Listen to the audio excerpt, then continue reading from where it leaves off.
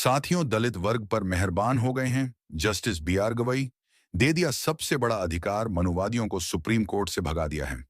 दोस्तों, इस वक्त की सबसे बड़ी खबर सामने आ गई है और दलित समाज के लोग में खुशी के लहर दौड़ गई। खबर सामने आ गई है और इस खबर को देखने के बाद आप सभी लोग जस्टिस बी आर गवई को सलाम जरूर करेंगे।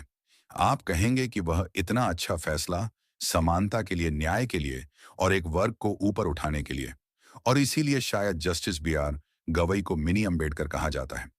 हम सभी को मालूम है कि अदालतों में मनुवादियों का कब्जा है, यानी कि चपरासी से लेकर बड़ी बड़ी पोस्ट तक मनुवादी बैठे हुए। लेकिन आज जस्टिस बी आर गवई ने दलितों, पिछड़ों को जो अधिकार दिया है, ये उस ऐतिहासिक क्षण की बात है जब भारत के सर्वोच्च न्यायालय में पहली बार अन्य पिछड़ा वर्ग यानी ओबीसी को कर्मचारियों की नियुक्ति में आरक्षण देने का निर्णय लिया गया। इस फैसले ने न केवल न्यायपालिका के इतिहास में नया अध्याय जोड़ा, बल्कि समानता और सामाजिक न्याय की भावना को भी साकार रूप दिया। यह क्रांतिकारी कदम देश के मुख्य न्यायाधीश न्यायमूर्ति बी आर गवई के नेतृत्व में उठाया गया, जिन्हें देश भर में न्याय, समानता और सामाजिक समरसता का प्रतीक माना जा रहा है। लंबे समय से यह सवाल उठता रहा कि देश की अदालतों में नियुक्तियों में ऊंची जातियों का वर्चस्व है। अदालतों के परिसरों में सफाई कर्मी से लेकर अधिकारियों तक अधिकतर पदों पर एक ही वर्ग की पकड़ देखी जाती रही है। दलितों, आदिवासियों और पिछड़ों के लिए इन संस्थानों में प्रवेश लगभग असंभव जैसा था। लेकिन अब न्यायमूर्ति बी आर गवई ने इस परंपरा को तोड़ दिया। उन्होंने कहा कि न्याय सिर्फ अदालत के फैसलों से नहीं, बल्कि स्वतः संस्था के ढांचे में भी दिखना चाहिए। 3 जुलाई को जारी राजपत्र अधिसूचना के अनुसार संविधान के अनुच्छेद 146 उपबंध 2 के तहत सुप्रीम कोर्ट ने अपने कर्मचारियों की सेवाओं और आचरण संबंधी नियमों में संशोधन किया। अब सुप्रीम कोर्ट की भर्तियों में अनुसूचित जाति, अनुसूचित जनजाति, अन्य पिछड़ा वर्ग, दिव्यांग, पूर्व सैनिक और स्वतंत्रता सेनानियों के आश्रितों को आरक्षण का लाभ मिलेगा। इसका सीधा अर्थ है कि 66 वर्ष पहले बने पुराने नियमों में ओबीसी वर्ग के लिए कोई स्थान निर्धारित नहीं था। केवल अनुसूचित जाति और जनजाति वर्ग को सीमित आरक्षण दिया गया था। इस व्यवस्था के कारण न्यायिक संस्थानों में सामाजिक विविधता का तीव्र अभाव बना रहा।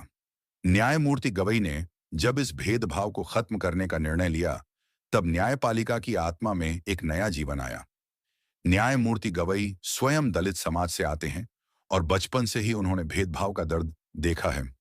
उन्होंने हमेशा कहा कि संविधान का मर्म तभी पूरा होगा जब सबको समान अवसर और प्रतिनिधित्व मिलेगा। बाबा साहेब डॉक्टर भीमराव अंबेडकर के विचारों से प्रेरित होकर उन्होंने इस फैसले के माध्यम से दिखाया कि न्यायपालिका सामाजिक बदलाव की दिशा भी तय कर सकती है। यह आरक्षण व्यवस्था पोस्ट आधारित होगी।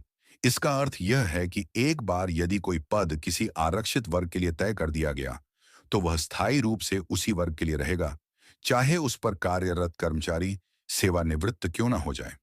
यह व्यवस्था सबरवाल बनाम पंजाब राज्य के फैसले के अनुरूप है, जिसमें यह नीति तय की गई थी कि आरक्षण को रिक्तियों की वार्षिक गणना से नहीं, बल्कि स्थायी पदों के आधार पर तय किया जाना चाहिए। इस फैसले के बाद पूरे देश में प्रसन्नता की लहर दौड़ पड़ी।